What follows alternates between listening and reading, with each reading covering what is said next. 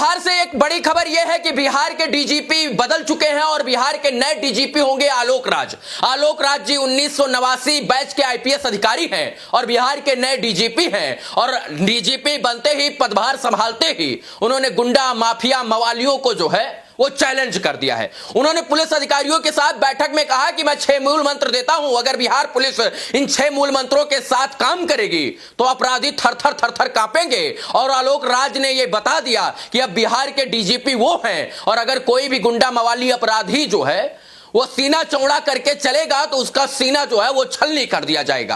RS भट्टी जो अब केंद्रीय प्रतिनियुक्ति पर जा चुके हैं, अब उनकी छुट्टी हो गई है और अब बिहार के नए डीजीपी के रूप में आलोक राज जी ने जो है वो पदभार संभाल लिया है। सीनियर अधिकारियों की श्रेणी में आते हैं, 1989 बैच के आईपीएस अधिकारी हैं और अब बिहार के नए डीजीपी होंगे। और उन्होंने जब पुलिस के साथ आज वार्ता की, अपने टीम के साथ जब उन्होंने मीटिंग किया तो 6 मूल मंत्रों के ऊपर उन्होंने चर्चा किया और उन्होंने कहा कि मैं सभी अधिकारियों को 6 मूल मंत्र देना चाहता हूं। और वो 6 मूल मंत्र इस प्रकार थे कि भैया अगर कोई कार्रवाई पुलिस का बड़ा अधिकारी करता है तो गुंडा मवाली उसको देखे तो वो थर थर कांपे और उसका सीधा सीधा मैसेज ये जाना चाहिए, पुलिस का खौफ होना चाहिए। अपराधियों के अंदर पुलिस के खौफ के लिए जो है वो दिन रात काम करेंगे। लॉ एंड ऑर्डर को बरकरार रखने के लिए तमाम एसएसपी और एसपी को जो है कड़ी हिदायत देंगे। आलोक राज जी जो है आज ही पदभार संभालते हैं और आज ही जो है वो एक्शन मोड में नजर आते हैं। अभी तक जो बिहार के डीजीपी थे वो आरएस भट्टी थे और नीतीश कुमार जी के चहेते थे और नीतीश कुमार जी जो है उनसे काफी जो है संतुष्ट रहते थे,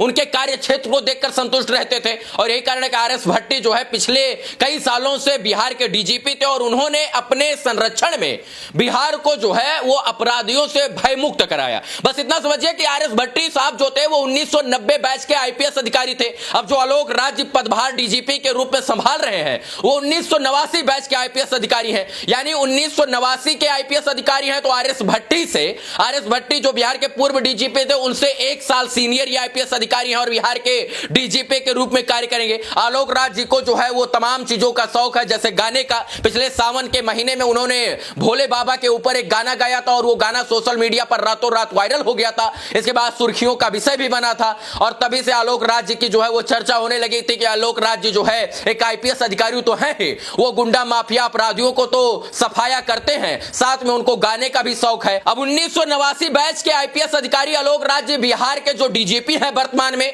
वो कैसे बिहार के चैलेंजिंग लॉ एंड ऑर्डर से निपटते हैं, वो कैसे निपटते हैं, ये तमाम चीजें समय बताएगा। आने वाला विधानसभा चुनाव भी है, पंचायत का भी चुनाव है 2025 में, तब तक जो है उनको बिहार के लॉ एंड ऑर्डर को बरकरार रखना है और बिहार में शांति व्यवस्था को बनाए रखना है। बिहार के वर्तमान यानी नए डीजीपी आलोक राज जी का जन्म 15 दिसंबर 1965 को हुआ था और 1989 के वो आईपीएस अधिकारी हैं, 1989 बैच के। और सबसे बड़ी बात यह है कि 2025 में विधानसभा चुनाव है और विधानसभा चुनाव से ठीक पहले आलोक राज जी को कमान दी गई है बिहार के डीजीपी के बतौर डीजीपी के तौर पर। अब जो है उनके सामने बड़ा चैलेंज होगा, चुनाव को सही तरीके से संपन्न कराना है, परिपूर्ण कराना है, क्योंकि आरएस भट्टी के कार्यकाल में लोकसभा का चुनाव जो है वो बेहतर तरीके से हुआ। इसके बाद और बहुत सारे बाय इलेक्शन भी बहुत अच्छे तरीके से निपटाए गए। अब जो है आलोक राज जी के कंधों पर यह जिम्मेदारी होगी कि 2025 का जो विधानसभा का चुनाव है उसको बतौर डीजीपी वो बेहतर तरीके से संपन्न कराएं। अब बिहार के जो पूर्व डीजीपी थे आरएस भट्टी जी, वो सीआईएसएफ के महानिदेशक नियुक्त होने के बाद जो है उनका यह पद खाली था। अब बतौर डीजीपी आरएस भट्टी को इस पद के लिए चयनित किया गया है और बिहार की नई जिम्मेदारी उनको दी गई है। इस जिम्मेदारी पर वो कितना खरा उतरेंगे, कितना नहीं उतरेंगे, ये तमाम चीजें आप अपनी जानकारी दे सकते हैं। वीडियो देखने के लिए धन्यवाद। जय हिंद।